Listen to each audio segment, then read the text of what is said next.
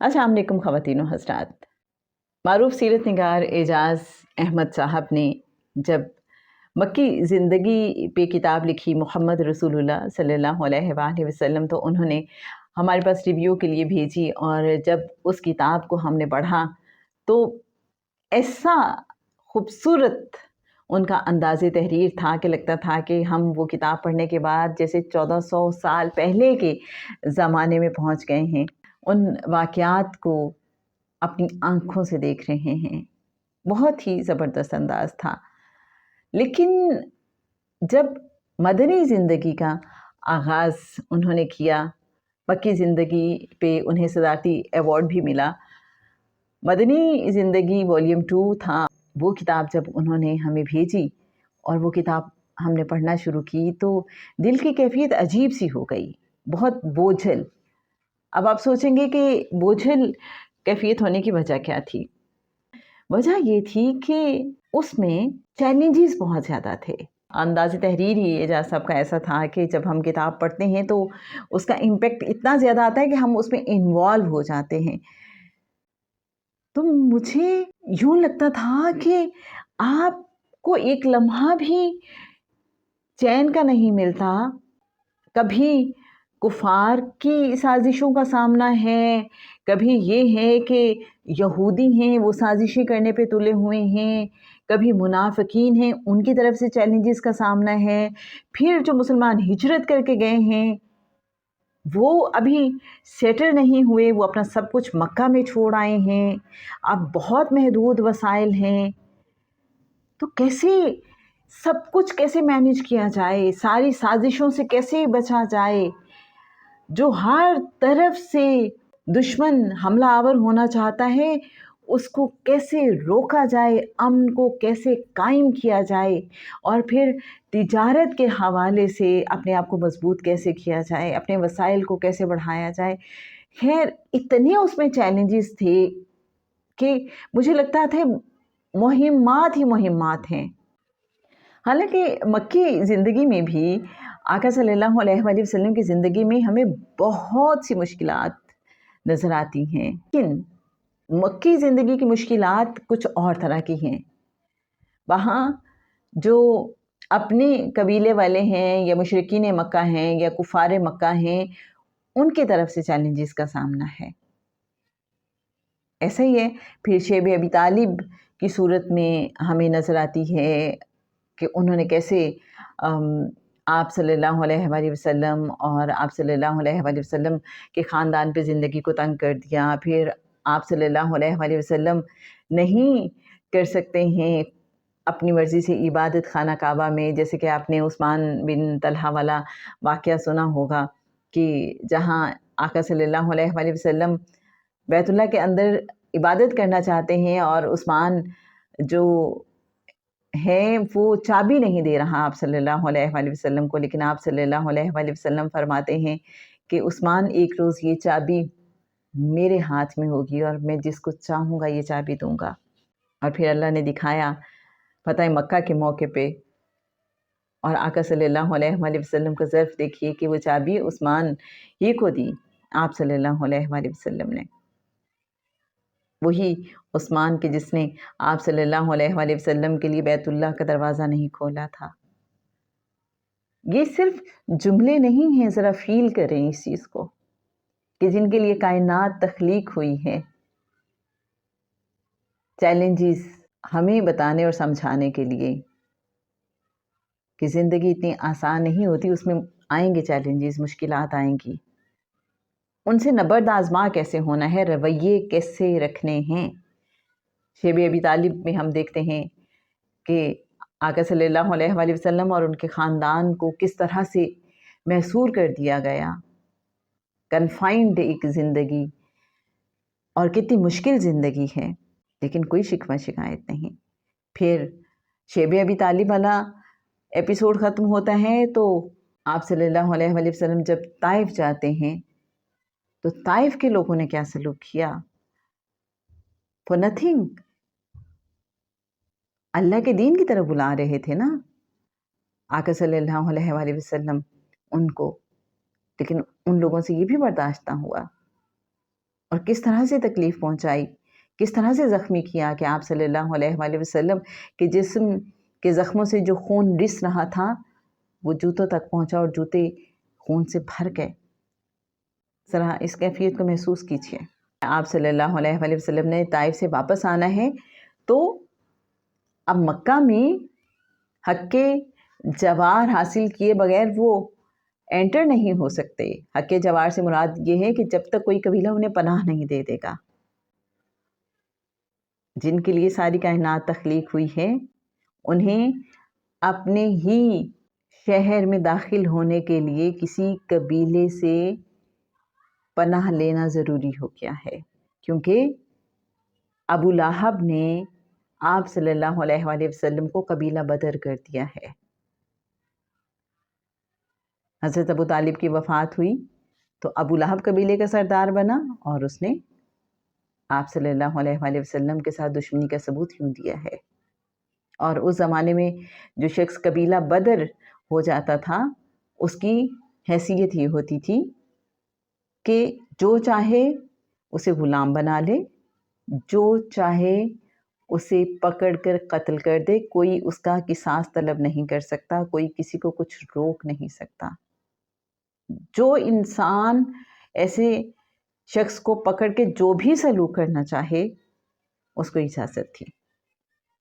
میں کبھی اس کو سوچتی ہوں تو مجھے لگتا ہے یہ کوئی آسان مرحلہ نہیں تھا، کسی سے کہنا کہ آپ مجھے پناہ دے دیں، اگر دوسرا انکار کر دے تو کسی دوسرے قبیلے سے ریکویسٹ کرنا، اور ایسا ہوا اور فائنلی مطعم بن عدی نے حامی بھری اور پناہ دی۔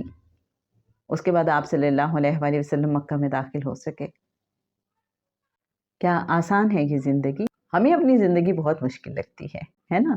بھائی بہت مشکلات ہیں، بہت چیلنجز ہیں، یہ بھی مشکل وہ بھی مشکل، بات یہی ختم نہیں ہوتی۔ مکی زندگی کی اگر ہم بات کرتے ہیں، آپ صلی اللہ علیہ وآلہ وسلم مکہ سے ہجرت کرنے پہ مجبور ہیں۔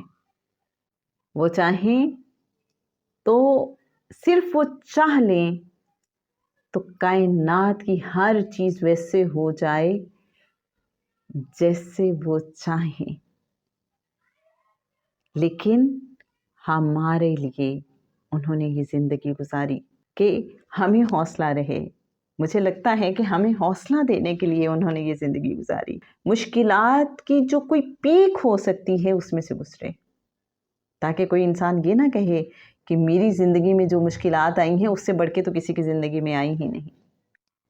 جب مکہ سے نکلے ہیں اور حضرت ابو بکر صدیق رضی اللہ تعالیٰ عنہ اس بات پہ کتنے خوش ہیں، حضرت عائشہ فرمایا کرتی ہیں میں نے پہلی بار دیکھا خوشی کے آنسو کیا ہوتے ہیں جب میرے بابا جان کو پتہ چلا کہ وہ ہجرت کے وقت نبی کریم صلی اللہ علیہ وآلہ وسلم کے ساتھ ہوں گے۔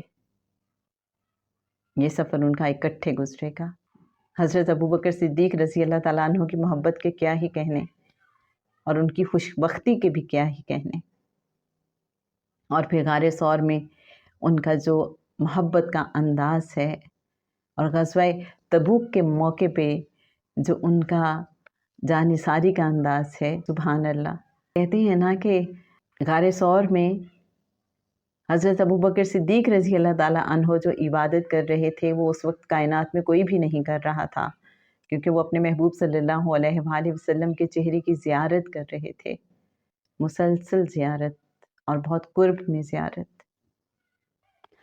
خیر جناب، بات ہو رہی تھی مشکلات کے حوالے سے، اور یہاں پہ بھی جب مکہ سے مدینہ کا سفر ہے تو آپ یہ دیکھیں کہ دشمن تعاقب میں ہے، سراقہ پہنچ گیا ہے سر پہ، لیکن اللہ نے پھر کیسے بچایا ہے۔ آپ یہ دیکھیں کہ دشمن غار ثور کے دھانے پہ پہنچ گیا ہے اور وہاں پہ پھر کبوتری نے انڈے دے دیے ہیں، مکڑی نے جالا بن دیا ہے۔ اس کو کیا کہتے ہیں؟ اللہ کی طرف سے مدد۔ اب یہاں پہ کچھ چیزیں اسٹیبلش ہو رہی ہیں۔ ہم نے زندگی میں اپنے لحاظ سے تدبیر بھی کرنی ہے، سعی بھی کرنی ہے، جستجو کرنی ہے، کوشش کرنی ہے، عمل کرنا ہے، اللہ پہ توکل کرنا ہے، بھروسہ کرنا ہے، اور توکل اسباب پہ نہیں کرنا، جو اسباب کا مالک ہے اس پہ کرنا ہے. یہ سمجھنا بہت ضروری ہے. پھر مدد آتی ہے، اور مدد آئی. مکہ سے مدینہ کا سفر کٹ گیا. اب مدینہ میں مشکلات ہی مشکلات ہیں، چیلنجز، جیسے کہ ابھی آغاز میں بات ہوئی آپ سے، بہت سے چیلنجز. لیکن آقا صلی اللہ علیہ وآلہ وسلم نے ہر چیلنج کا سامنا کیا، ہر چیلنج کے لیے تدبیر کی. آپ یہ دیکھ لیجئے کہ جو میثاق مدینہ کیا یہودیوں کے ساتھ، تاکہ اس طرف سے تو کم از کم سکون رہے کہ یہ لوگ حملہ نہیں کریں گے. رائٹ؟ اسٹریٹجی بہت کمال ہے آقا صلی اللہ علیہ وآلہ وسلم کی. ہر چیز پہ نظر ہے. جو باہر سے دشمن کا خطرہ ہے اس کے لیے بھی مسلسل تدبیر ہو رہی ہے. بہت سی جو مہمات ہیں وہ بھیجی جا رہی ہیں. اصحاب صفا کا معاملہ ہے، پھر جو مہاجرین و انصار ہیں ان کو کیسے اکوموڈیٹ کیا ایک دوسرے کے ساتھ، کیا خوبصورت انداز ہے. یہ سب کو بھائی بھائی بنا دیا. یہ ہمیں سکھایا گیا کہ جب وسائل کم ہو تو کیسے مل بانٹ کے رہنا ہے، دوسروں کے لیے کیسے گیونگ ہونا ہے، کہ دوسروں کو کیسے اکوموڈیٹ کرنا ہے. ہمارے لیے لرننگ ہے نا اس میں. پھر غزوہ خندق ہے. اس سے پہلے غزوہ بدر والا واقعہ ہم جانتے ہیں. غزوہ بدر جب ہوا تو وہ بھی ٹف ٹائم تھا، لیکن اللہ نے مدد کی. آپ صلی اللہ علیہ وآلہ وسلم نے نہ صرف اس کے لیے بہترین اسٹریٹجی اختیار کی، بلکہ آپ صلی اللہ علیہ وآلہ وسلم اللہ کے حضور بھی سربسجود رہے، دعا کرتے رہے. آپ یہ دیکھیں، جب آپ صلی اللہ علیہ وآلہ وسلم عمرہ کرنے کے لیے گئے ہیں اور ابھی مکہ سے باہر ایک جگہ پہ رکے ہوئے ہیں اور دشمن نے اجازت نہیں دی عمرہ کرنے کی، تو آپ صلی اللہ علیہ وآلہ وسلم نے کس قدر مصلحت انگیزی کا مظاہرہ کیا ہے، کس قدر حکمت کا. کوئی تصادم کی راہ نہیں اپنائی. حالانکہ کچھ صحابہ کو تھوڑا سا فیل ہو رہا تھا کہ ہم شاید کمزوری کا ثبوت دے رہے ہیں، اور بعد میں جن کو یہ فیل ہو رہا تھا انہیں ریئلائز ہوا کہ نہیں، ہم غلط ہیں. آپ صلی اللہ علیہ وآلہ وسلم کی اسٹریٹجی بہترین تھی. غزوہ خندق کا منظر ہمارے سامنے ہے. آپ صلی اللہ علیہ وآلہ وسلم کو پتہ چلتا ہے کہ بنو نذیر نے یہ فیصلہ کیا ہے کہ وہ قریش مکہ کے مشرکین کے ساتھ مل کے اور باقی جو عرب کے مختلف قبائل ہیں ان کے ساتھ مل کے مدینہ پہ حملہ کریں. اب اتنا تھوڑا وقت ہے تو کیا کیا جائے، دشمن سے بچاؤ کے لیے کیا اسٹریٹجی اپنائی جائے. آپ صلی اللہ علیہ وآلہ وسلم اب مختلف اسٹریٹجیز پہ غور فرما رہے ہیں اور حضرت سلمان فارسی خندق کا مشورہ دیتے ہیں اور آقا صلی اللہ علیہ وآلہ وسلم اسے قبول فرماتے ہیں. اب یہ بھی ایک چیلنج ہے کہ دشمن کے پہنچنے سے پہلے خندق کھود لی جائے، ورنہ تو جتنی خندق کھودی ہوگی اس کا کوئی فائدہ ہی نہیں اگر کمپلیٹ وہ نہیں ہوئی. تھوڑا سا حصہ بھی بچ گیا تو دشمن تو مدینے میں داخل ہو جائے گا. اب دشمن کے پہنچنے سے پہلے خندق کھودنی ہے. مین پار بہت کم ہے، سخت سردیوں کا موسم ہے، وسائل بہت محدود ہیں. کیا کیا جائے؟ اور خندق کتنی کھودنی ہے 3 میل لمبی اور 6 گز گہری. لیجئے جناب، مسلمان دن رات خندق کھودنے میں لگے ہوئے ہیں اور 6 دن کے اندر انہوں نے یہ خندق کھود لی ہے دشمن کے پہنچنے سے پہلے. اب یہاں تک تو بات ٹھیک ہے، دشمن پہنچ گیا ہے، اس نے پڑاؤ کر لیا ہے اور دشمن 4 گنا زیادہ ہے مسلمانوں کی نسبت، اس کی تعداد. دونوں طرف سے جو بھی کبھی پتھر برسائے جاتے ہیں، کبھی تیروں سے مقابلہ ہو رہا ہے، لیکن فاصلے سے. دشمن تو جانے کا نام نہیں لے رہا۔ پھر اندر سے جو بنو قریظہ ہیں یہودی جو مدینے کے اندر رہ رہے ہیں، ان کی طرف سے خطرہ پیدا ہو گیا ہے۔ اب مسلمانوں کی آپ اندازہ کریں سچویشن کا کہ دوسری طرف خندق کے اس پار دشمن نے پڑاؤ کیا ہوا ہے، اندر جو بنو قریظہ یہودی ہیں وہ کسی وقت بھی مسلمانوں پہ حملہ کر سکتے ہیں۔ اب یہ وہ باتیں ہیں جب ان کو میں فیل کرتی تھی مدنی زندگی پڑھتے ہوئے تو میرا دل گھبرانے لگتا تھا، مجھے لگتا تھا بہت مشکل زندگی ہے، یہ کیا، اب اس میں سے کیسے نکلیں گے، اب کیا ہوگا۔ اور جب میں یہی غزوہ خندق کے حوالے سے یہ پڑھ رہی تھی اور سوچ رہی تھی اب کیا ہوگا، اور مجھے نہیں سمجھ آتی تھی کہ یہ سچویشن مسلمان کیسے ون کریں گے، اور پھر میں نے وہ آیت پڑھی، آیات پڑھی سورہ الاحزاب کی 9 to 11، جہاں اللہ نے تسلی دی اور پھر اللہ نے کر دکھایا، اور جسے پتہ چلا کہ آپ نے اپنی تدبیر بھی کرنی ہے اور جو سارے اسباب ہیں وہ بھی اختیار کرنے ہیں، لیکن ان کے اندر کوئی مخفی قوتیں کام کر رہی ہوتی ہیں جو ہمیں سپورٹ کرتی ہیں۔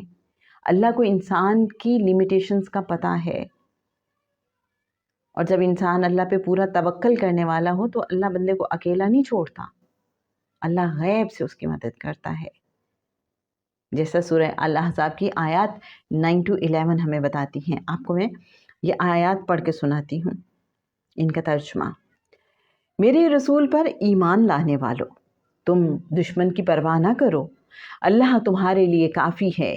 اللہ کے اس احسان کو یاد کرو جو ابھی ابھی اس نے تم پر کیا ہے۔ جب دشمن جتھوں کی صورت میں تم پر حملہ آور ہوا، ہم نے ان پر تند و تیز آندھی اور ایسے لشکر بھیجے جنہیں تم اور وہ دیکھ نہیں سکتے تھے۔ جو کچھ تم کر رہے تھے اللہ وہ سب دیکھ رہا تھا۔ جب دشمن نے تم پر اوپر سے اور نیچے سے یلغار کی تو اس ہولناک منظر سے آنکھیں پتھرا گئیں، کلیجے منہ کو آ گئے۔ اس صورتحال میں تم اللہ کے بارے میں طرح طرح کا گمان کرنے لگے۔ اس وقت اللہ نے ایمان لانے والوں کی زبردست آزمائش کی، اس طرح کہ بری طرح ہلا کر رکھ دیے گئے۔ آپ یہ دیکھیں کہ یہاں پھر سخت برفیلی آندھی آئی جسے دشمن کا لشکر ڈسٹرب ہو گیا، اور یہاں تک ڈسٹرب ہوا کہ ان کے خیمے اکھڑ گئے، ان کے جانور بدک گئے، اور وہ واپس جانے پہ مجبور ہو گئے۔ اللہ کی طرف سے مدد آئی، اور پھر یہاں پہ غیبی مدد اور لشکروں کا ذکر ہے۔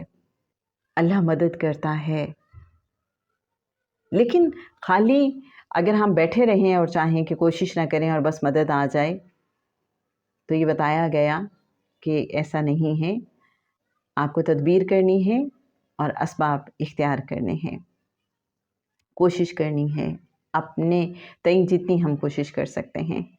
تو جناب یہ ساری باتیں آپ سے کرنے کا مقصد کیا تھا؟ بس ایسے ہی سوچ رہی تھی کہ زندگی میں بعض اوقات چیلنجز پہ چیلنجز آنا شروع ہو جاتے ہیں اور ہم گھبرانے لگتے ہیں۔ مجھے بس یہ فیل ہوا کہ ہمیں اللہ سے، پنجتن پاک سے جڑے رہنا چاہیے، اور وہ جو بار بار جڑے رہنے کی ہم بات کرتے ہیں، کنیکٹڈ رہنے کی بات کرتے ہیں، ان میں سے ایک طریقہ یہ بھی ہے کہ آقا صلی اللہ علیہ وآلہ وسلم کی سیرت مبارکہ ہمارے سامنے ہو۔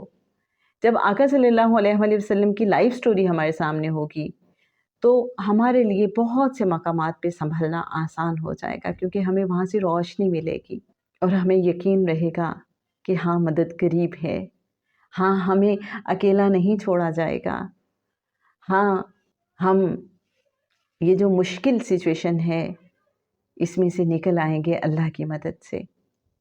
اور ایسا ہوتا ہے، بس ہمیں اسباب پہ توکل نہیں رکھنا، جو اسباب کا مالک ہے اس پہ توکل رکھنا ہے۔ ہم نے تو زندگی میں یہ آزمایا ہے، آپ نے بھی یقیناً یہ دیکھا ہوگا کہ جب ہمارے پاس وسائل بہت کم ہوتے ہیں، اسباب بہت محدود سے ہوتے ہیں، تو ہمارا اللہ پہ یقین بڑھ جاتا ہے، کیونکہ ہمیں پتہ ہوتا ہے کہ اسباب کے حساب سے تو ہم اس سچویشن سے نہیں نکل سکتے۔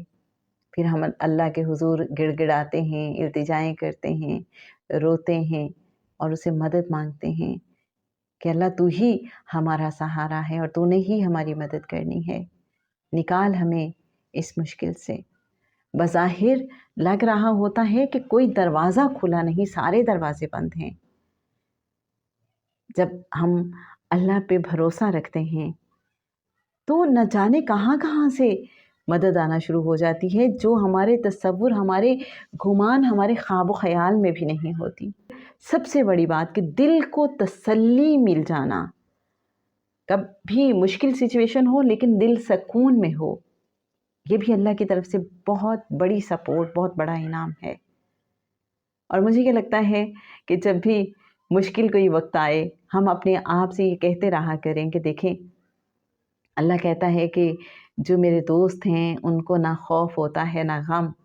تو چلیں ہم بھی کوئی کوشش کرتے ہیں، پریکٹس کرتے ہیں اللہ کا دوست بننے کی، اور کوشش کرتے ہیں کہ یہ جو سچویشن ہے اس میں اپنا رویہ ایسا رکھ لیں کہ جس میں نہ کوئی خوف ہو نہ غم۔ ہم اللہ سے مدد بھی مانگتے رہیں کہ اللہ مجھے اس میں پاس کرتے۔ تو جناب ہمیشہ کی طرح رینڈم سی سوچیں کوئی دل کی بات کہ اگر غزوہ خندق میں جب بظاہر سمجھ نہیں آتی تھی کیسے یہ سچویشن مسلمان ون کریں گے، تو اللہ نے کیسے مدد کی۔ آقا صلی اللہ علیہ وآلہ وسلم کی سیرت، آقا صلی اللہ علیہ وآلہ وسلم کی لائف سٹوری بے شک ہمارے لیے مشعل راہ ہے۔ اللہ کریم ہمیں عمل کرنے کی، اپنے محبوب صلی اللہ علیہ وآلہ وسلم سے جڑے رہنے کی، اور اپنے محبوب صلی اللہ علیہ وآلہ وسلم کی زندگی سے روشنی حاصل کرنے کی توفیق عطا فرمائے۔ اللہ کریم ہم سب کو اپنے دائمی فلاح یافتہ بندوں میں شامل فرمائے، اپنے محبوب صلی اللہ علیہ وآلہ وسلم کے قدموں میں دائمی قیام عطا فرمائے، اپنے محبوب صلی اللہ علیہ وآلہ وسلم کے بارگاہ اقدس میں دائمی شرف حضوری عطا فرمائے، اور ہم سے ہمیشہ ہمیشہ کے لیے راضی ہو جائے۔